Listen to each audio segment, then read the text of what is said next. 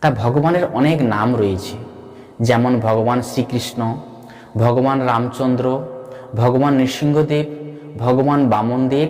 এইভাবে ভগবানের একটি নাম হচ্ছে হরি। হরি শব্দের অর্থ হচ্ছে অন্ধকার বা ভক্তের পাপ নাশ করা, পাপ হরণ করা।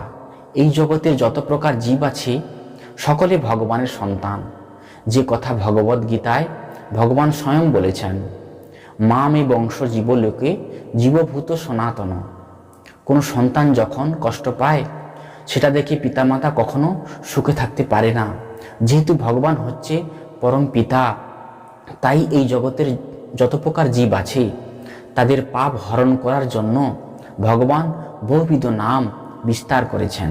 যে নাম স্মরণ গ্রহণ করার মাধ্যমে, যে নাম কীর্তন করার মাধ্যমে আমরা এই অন্ধকারময় জগৎ থেকে মুক্ত হয়ে ভগবত ধামে গমন করতে পারি।